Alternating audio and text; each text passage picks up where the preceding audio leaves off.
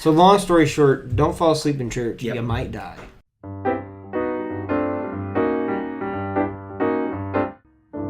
Second missionary journey, we had, right off the bat, you have Paul and Barney are arguing about who to bring. Mm-hmm. So, like, their plan is, hey, let's go check out all these places that we've, churches we've planted, places we've shared the gospel in and whatnot. And they're, like, getting all the stuff together. And they're like, who's coming with us? Oh, we got Mark. And Paul's like, not Mark. We're not bringing Mark. He bailed on us last time. And this is where I think you see some of Barnabas being the man of encouragement, like his name means. He's like, oh, come on, let's bring him. Why not? And Paul's like, no, not bringing that guy. And then they split. And I thought that was interesting. You have two great, fantastic church leaders. Like Paul, one of the guys who really brings it home, and Barnabas, who's I don't know much about him, but I mean, he's with Paul doing all these things. It's not like he's lacking. Right. Yeah, he's up there with them. Yeah. And they end up splitting. Like, even they had arguments. Yeah. And even they disagreed and then acted on it. They're just like, fine, we're going to go our separate ways. And it's like they split, but they still were accomplishing the same goals. Right. They may have met up later. I don't know. But that's just how this trip starts, at least in the text. Yeah. And then we get to, there's a specific part, 16:10. This is one of the first areas that I caught where Luke, going back to the text itself and the writing, Luke uses the word "we," and so that for me begs the question: like, how much did Luke actually participate, or who did Luke go with? So, like, if you split up like that, did Luke go with Paul? Did Luke go with Barnabas? Did Luke just get the stories whenever they came back? I read somewhere that "we" meant, or was used for when they sailed. Yeah. Not necessarily when they're just going from one town to the next, but when they're really, like, covering some ground. It's like, and we went here. I don't know, but it's just that was something that stuck out to me. Yeah. And then this is the journey where they get Timothy. Heck yeah. Timothy shows up, so that was fun. Yeah. Just during this, recruit Timothy. Big deal. Big deal. Later big deal. Down the line, but yeah, big deal. So, what did you find? I everything you cover is pretty much stuff that I saw. I have a great relationship with the books of Timothy, so I was just happy that that Luke thought it was cool enough and good enough to highlight the fact, we picked him up. Like, that's pretty neat. And I definitely have thought about, like, the we stuff before. Like, I just don't think it takes. I don't know. For me, it's never been, like, as big of an impactful thing. It's just, like, an observational thing of when he uses the we versus the they of telling the story. It's just fun to think about. Like, it's fun to think about. Like, right now for me, it's fun to think about, and then, like, maybe one day it'll have like I'll have a giant revelation related to the use of that word. But ever since, like, we talked about it in my one of my Bible classes at A&M, it's just been, like, a cool thing to notice. Yeah, well, it's just Luke's not really seen as, like, the big missionary guy. He's just recording a lot of stuff.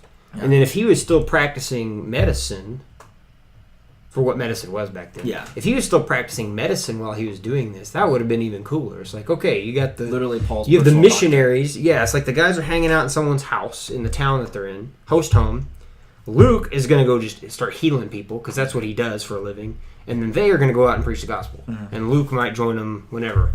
Like, every group, like, even a church, has those people that are the faces of the organization. Like, Paul is the face of the major start of the Gentile conversion movement. And Luke was the behind-the-scenes guy that was the doctor for them, that was healing people in town, doing stuff like that. Like, he didn't need to be publicly acknowledged to get his job done, you know? Yeah. So I don't know. That's the way I can see it. I don't know if that's true, but, like, I can see it that way, you know? Yeah, I don't know. And then now that I'm thinking about it, at some point during these journeys, I wonder if they ever ran into John and Mary. Because I know I don't. It's been a while since I've looked at the maps of, like, specifically where they went on what journey, but I'm curious as to when or if they checked up on John. You'd have to think they at least check up on Mary. him. I'd imagine if they're passing through town, Yeah. They're hanging out in Ephesus, so anytime I think that, or that's where I think they're hanging out.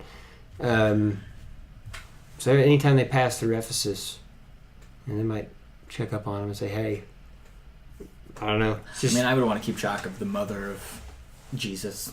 Yeah, it'd be nice to pop in, say, "How you doing, Mom?" just yeah. But anyway, so that's missionary trip. Yeah, number 2. That was number 2, and then number 3 is you got more stuff on that.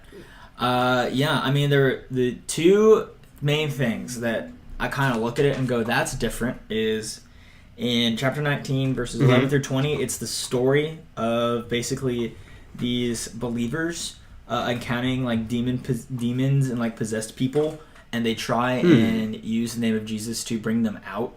Oh, is this that scene where they're just like, "Hey, I know Paul and I know Jesus. You? Yeah. I have no idea who you are." Yeah. like, it's like Jesus I know, Paul I've heard of, who are you? And demons literally beat up these people. And then it says Paul keeps going. My note is demons beating up exorcists. What's up with that?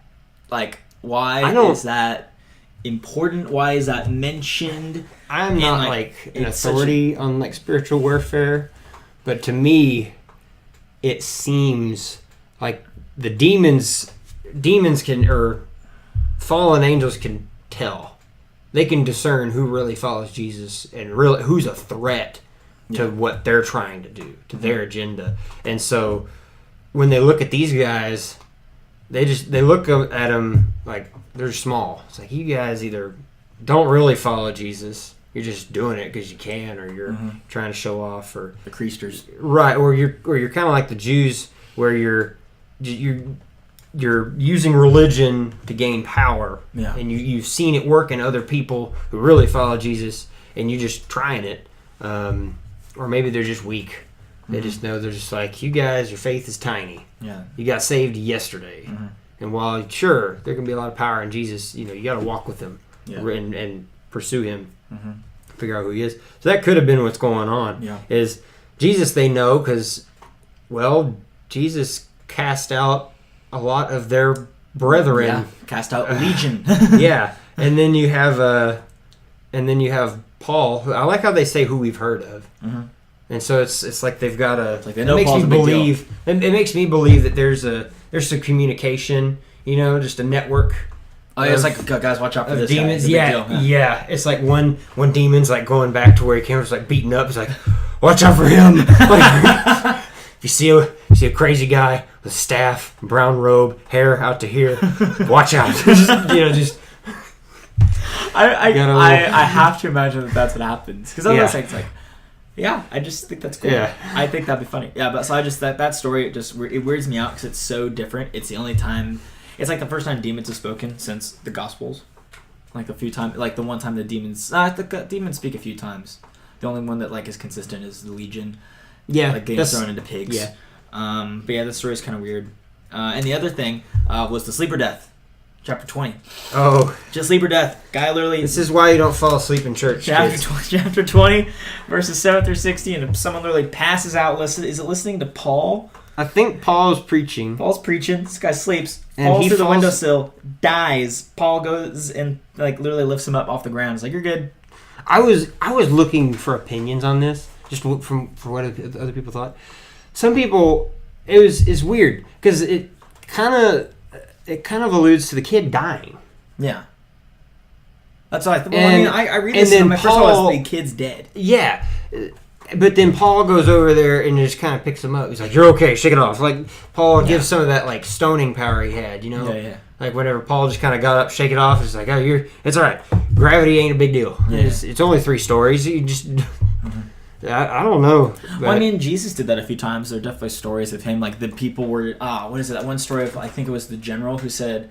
Is his daughter sick? His daughter was sick or something? Or it might have been, like, some other person. It was, like...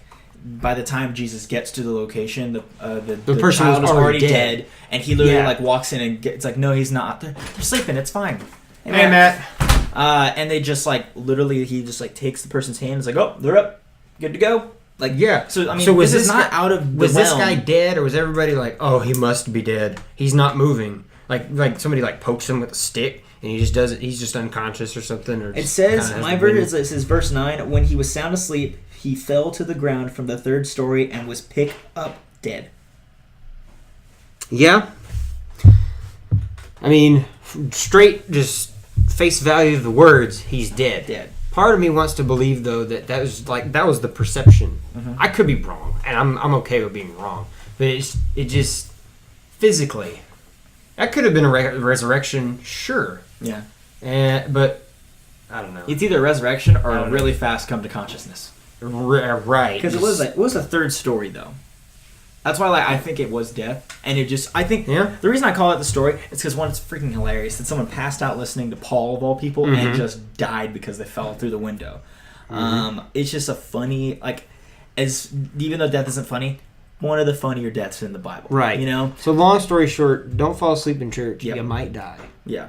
That's it. That's it. That's all you need to know. That's what I learned from this story. All you need to know. The end.